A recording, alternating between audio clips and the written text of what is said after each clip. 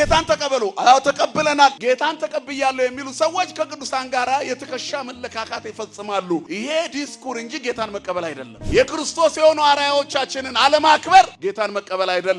ለራስ ቢዝነስ ማስተካከል ነው። ሃይማኖት ከሆነ ሰማይ ሊያደርሰን ይገባል። ሃይማኖታዊ ከሆነ አንድ ሰው ማሽተት ያለበት የሰማይ ዕጣን ነው። ክርስቶስ የራቁትነታችን ልብስ ነው። የድካማችን ብርታት ነው። የጨለማችን ብርሃን ነው። የማሸነፍ ኃይላችን፣ የድል አርማችን፣ ሰማይ መግቢያችን፣ በሩ እኔ ነኝ ያለ ወደ አብ የሚወስደን መንገዳችን ነው። እውነትና ሕይወት መንገድ እኔ ነኝ። ያለ መንገድ መሄድ፣ ያለ እውነት መታመን፣ ያለ ሕይወት መተንፈስ አይቻልም። እንዲህ ነው እኛ ክርስቶስን የምንቀበለው። ስለዚህ ለተቀበሉት ሁሉ የእግዚአብሔር ልጆች እንዲሆኑ ስልጣን ሰጣቸው። አዎ ጌታን ተቀብለናል። እግዚአብሔር ብለን የተቀበልነው እንዲህ ነው። ክርስቶስ እግዚአብሔር ነው። ወደ አባቱ ሊያቀርበን ይመጣ በከበረ ደሙ ፈሳሽነት የሚታረቀን ከአባቱም ጋር የሚያስታርቀን ሕይወት የሚሆነን ጌታ ወደ ምድር የተገለጠው ክርስቶስ እርሱ ነው። ጌታን ተቀበሉ ስትባሉ አትደናበሩ። እንዴት እንደተቀበላችሁ ታስረዱ። ጌታን ያልተቀበላችሁ ካላችሁ ከዚህ እምነት ውጪ ኑ፣ ቤተክርስቲያን ጌታን ታቀበላችኋለች። እኛ የምንሰብከው ክርስቶስ ሐዋርያት ዞረው ያስተማሩለት፣ አስቀድመው ነቢያት ትንቢት የተናገሩለት ክርስቶስ የመቅደሳችን ጉልላት፣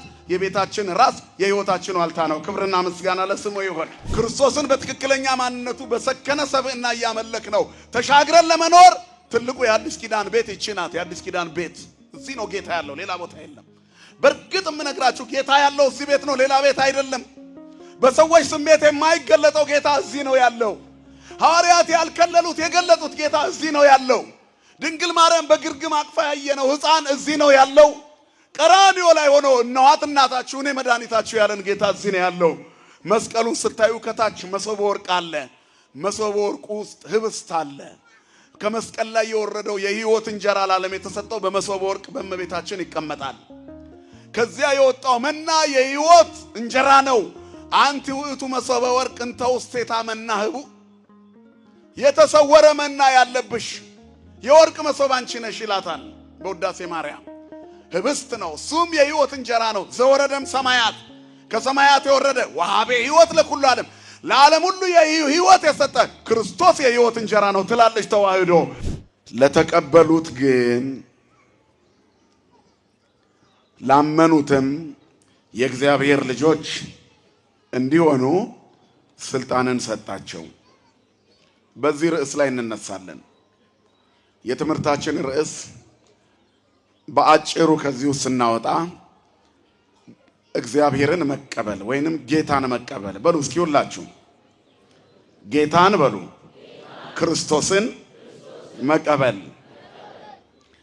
መንገዱን ሁሉ ያጨናነቀው ከሰላምታ በፊት ሁላችንም የምንጠየቀው ጥያቄ ጌታን ተቀበሉ የሚል ነው አይደለ?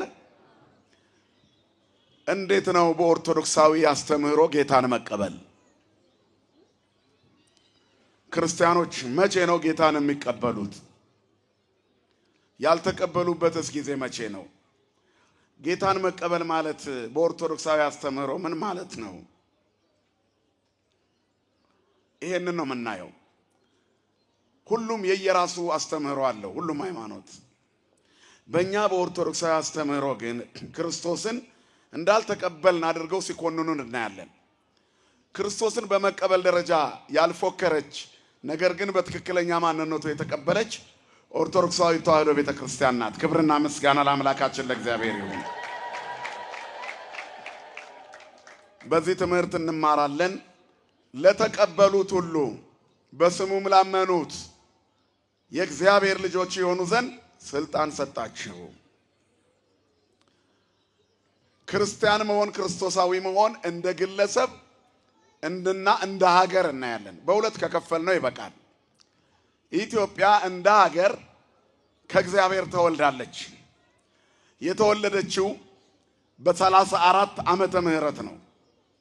መጽሐፋችን ላይ እንደተጻፈው ጌታ ባረገበት በጥቂት ወራት ውስጥ የመንፈስ ቅዱስ ስጦታ በወረደበት ጊዜ 33 ዓመት ከ3 ወር በምድር ላይ ከተመላለሰ በኋላ 40 ቀን አስተምሮ በ40ኛው ቀን አድርጎ በ50ኛው ቀን መንፈስ ቅዱስ ላከላቸው።